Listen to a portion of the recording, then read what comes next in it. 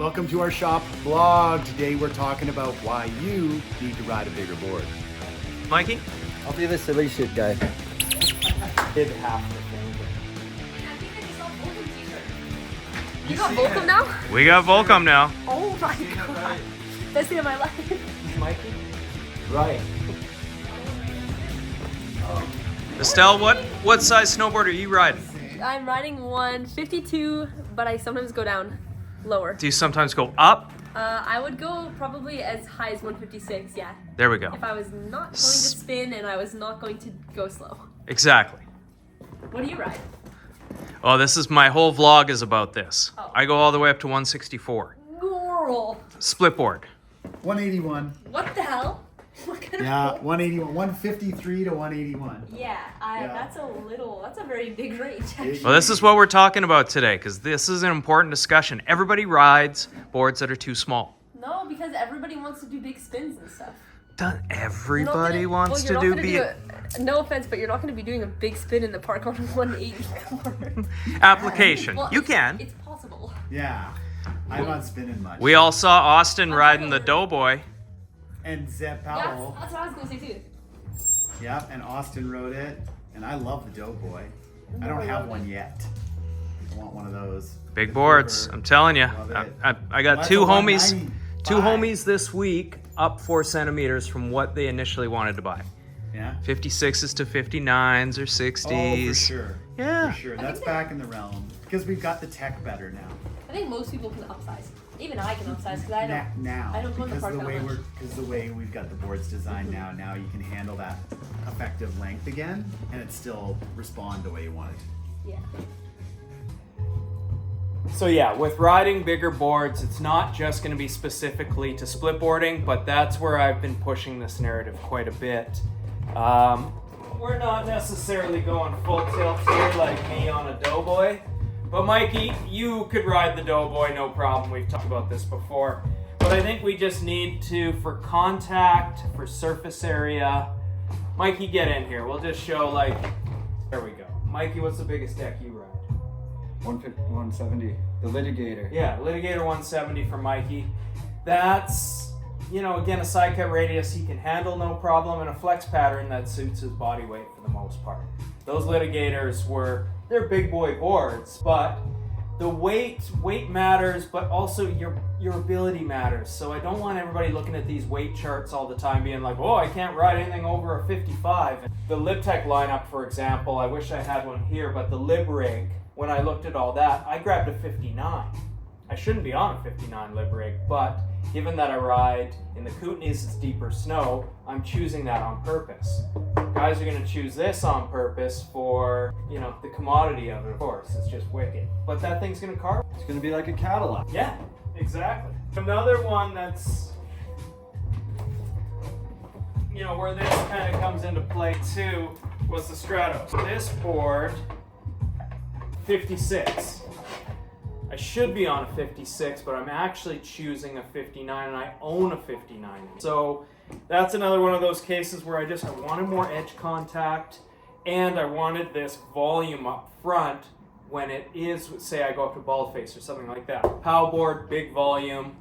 It's just, it makes sense to have that out in front of me, and I actually set it back quite far and just ride this thing as all nose, sort of more old school surfy style. We wanted to jump on, and that was one thing that I'm gonna push that narrative a lot this season. I know Fawcett will too. We're gonna start thinking bigger, right, Mikey? 4 centimeters, 6 centimeters, bigger boards. 61 wide. Yeah. There we go, yeah, 6'1" Mega, right? Yeah. Yeah. So just continuing with the vlog that I started yesterday, Fawcett's in the store today, and because he's in the shop today, I wanted to get his take on it. I've already talked about it a little bit, but this is an important one that we really want to get through to everybody is, I'm adding 4 centimeters, 5 centimeters sometimes to a lot of folks. So Fozzy, contact length. How is that going to help us there? Well, it's all about support. We've learned that by going through to boards like the Doughboy, getting on them and being like, there's a lot of things we really like about how it holds you and supports you. So you can go into turns faster, you can initiate in a quicker rate, at a quicker tempo, higher speed without the boarding.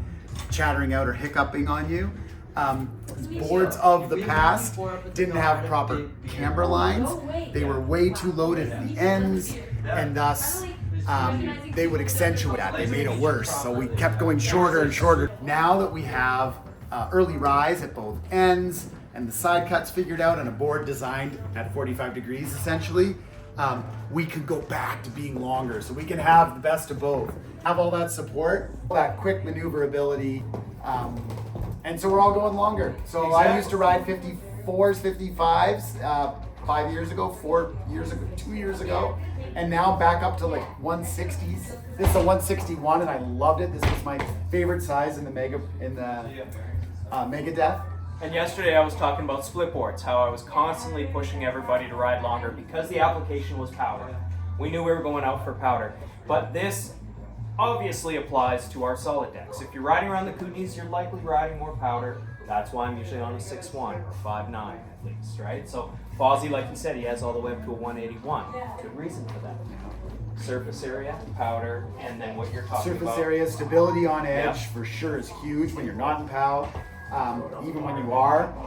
Fore aft stability is better, and again we went shorter because we lost maneuverability, but now with our fresh designs and proper, even within the core flex and the core profile, we can go back to And that's something we have to talk about, core profiling too. The way to initiate a turn in the nose is going to be a lot easier.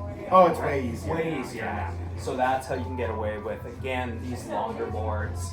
Early rise, that helps initiate the turn, and so on and so forth. We kind of forgot to mention too is just landing in powder. Again, we're talking surface area, right? So if you're a little too far back, it can correct you.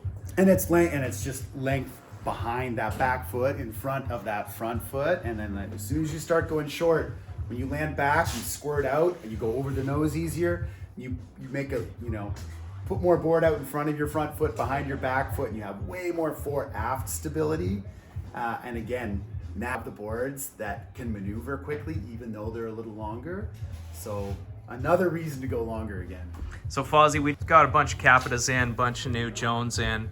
What would you grab if you were just able to grab one board right now from the shop? What's your tool? Yeah. Easy. Megadeth. Why not take the Yeah. latest, most expensive one? What size? This is a 61 wide.